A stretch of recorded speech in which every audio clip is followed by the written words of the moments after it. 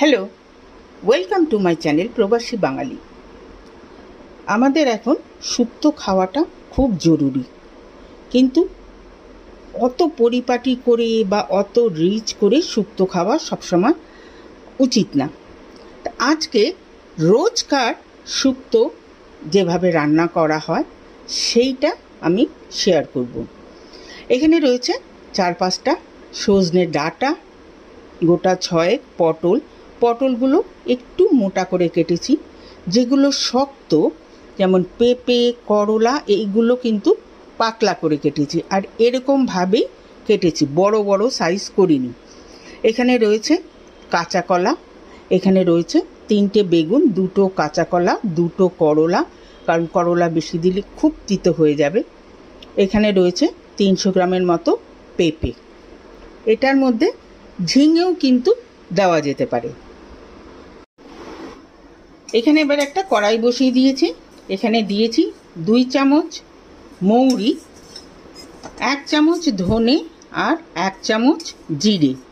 এটাকে হালকা ফ্রাই করে এটাকে এখন গুঁড়ো করে নেব।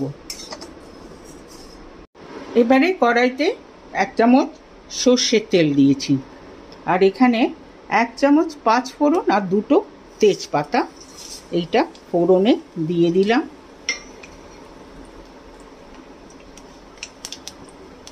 একটু ভাজা হবে। এবারে সব সবজিগুলো একসাথেই এটার মধ্যে দিয়ে দেব,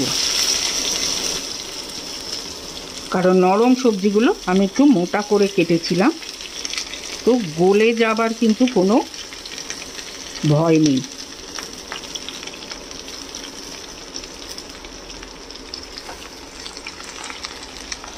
দেব এটাতে 1/2 চামচ হলুদের গুঁড়ো আর 1 চামচ সল্ট, এটা ছোটো চামচ,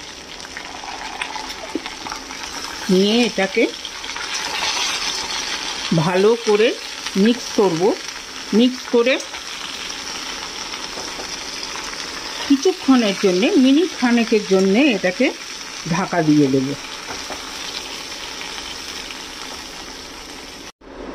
1 মিনিটের মতো ঢাকা দিয়ে রেখেছিলাম।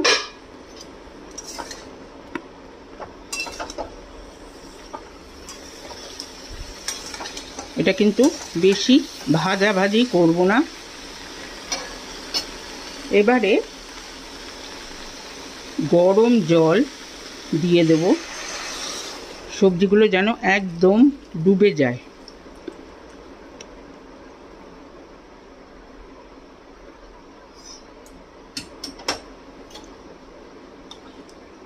দিয়ে এটাকে এবারে ঢাকা দিয়ে দেব, কারণ সবজিগুলো সব সেদ্ধ হবে।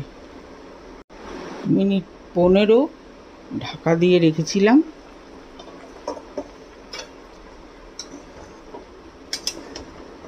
সব কিছুই কিন্তু সেদ্ধ হয়ে গেছে, কিন্তু একটাও কিছু গলে যায়নি।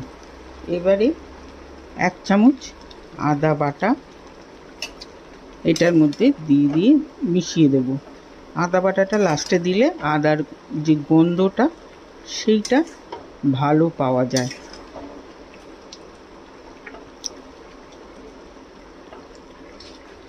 এবারে এটার মধ্যে দেব ওই ভাজা মশলা। এটা কিন্তু খুবই হেলদি। 1 চামচের 1 টেবিল স্পুনের মতো ভাজা মশলা এটার মধ্যে দিয়ে দিলাম। এবারে এটাতে দেব অল্প একটু চিনি, আর লাস্টে দেব ঘি।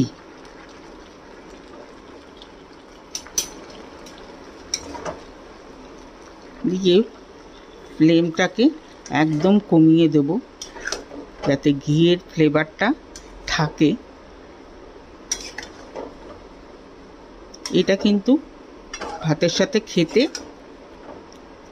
ওই বিয়েবাড়ির শুক্তোর থেকেও কোনো অংশে কম যায় না। অত ভাজাভাজির ব্যাপার নেই। পুষ্টিগুণে একদম ভরপুর। কেমন লাগলো রেসিপি? যদি ভালো লেগে থাকে তাহলে অবশ্যই কমেন্ট বক্সে জানাবেন, লাইক করবেন, শেয়ার করবেন ফ্রেন্ডস অ্যান্ড ফ্যামিলিদের সঙ্গে, সাথে আমার চ্যানেলটিকে সাবস্ক্রাইব করতে ভুলবেন না। আজকে তাহলে চলি, নেক্সট দিন আরেকটা এরকম মজাদার খাবার নিয়ে আসবো। সবাই ভালো থাকবেন, সুস্থ থাকবেন। ওকে দেন, বাই।